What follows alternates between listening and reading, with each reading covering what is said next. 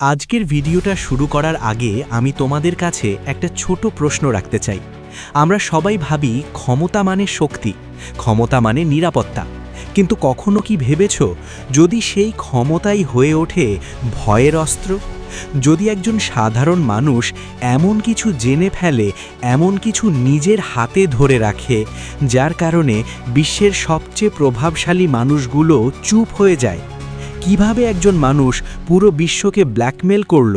এই প্রশ্নটা শুনতে অবিশ্বাস্য লাগলেও বাস্তবে এমন এক ঘটনা ঘটেছে যা আধুনিক ইতিহাসের সবচেয়ে রহস্যময় ও ভয়ঙ্কর অধ্যায়গুলোর একটি হিসেবে ধরা হয়।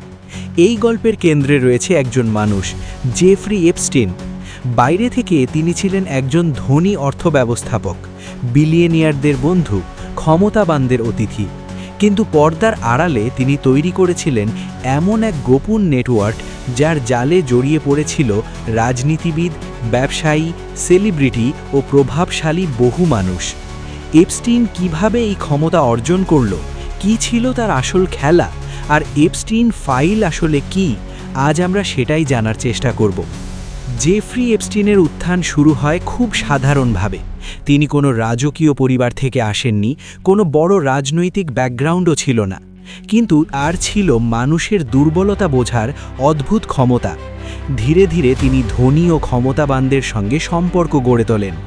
শুরুতে কাজ ছিল অর্থ ব্যবস্থাপনার, কিন্তু সেই কাজের আড়ালেই তৈরি হতে থাকে এক ভিন্ন জগৎ, এক জগৎ যেখানে বিলাসিতা, গোপনীয়তা আর ক্ষমতার লেনদেন একসঙ্গে মিশে যায়। এপস্টিনের সবচেয়ে আলোচিত সম্পত্তি ছিল তার ব্যক্তিগত আইল্যান্ড এবং বিলাসবহুল বাড়িগুলো। অভিযোগ অনুযায়ী এই জায়গাগুলোতেই নিয়মিত যাতায়াত করত প্রভাবশালী মানুষজন।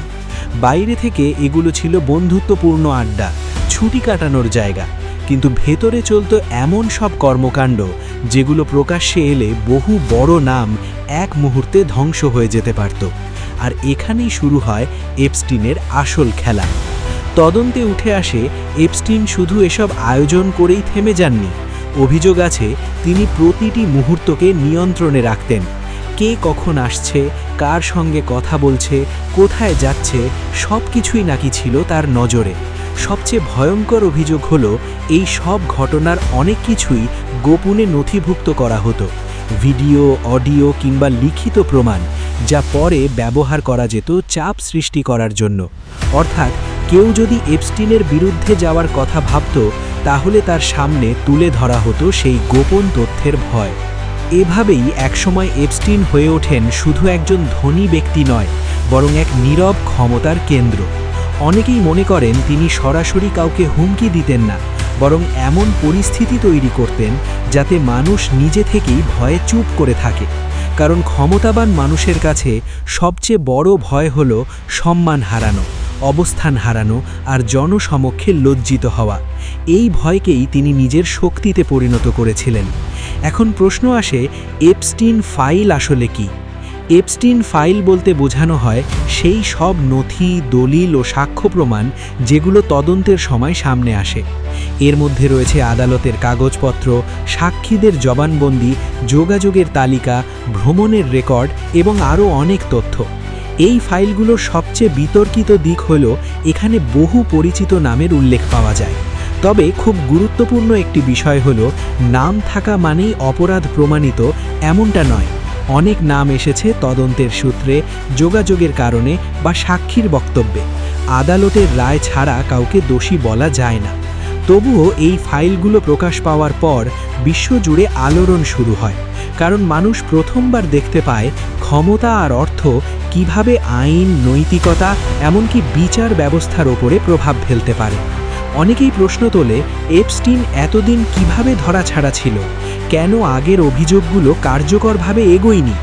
এর উত্তর খুঁজতে গিয়ে আরও গভীর সন্দেহ জন্মায়। এপস্টিনের মৃত্যুর পর এই রহস্য আরও ঘনীভূত হয়।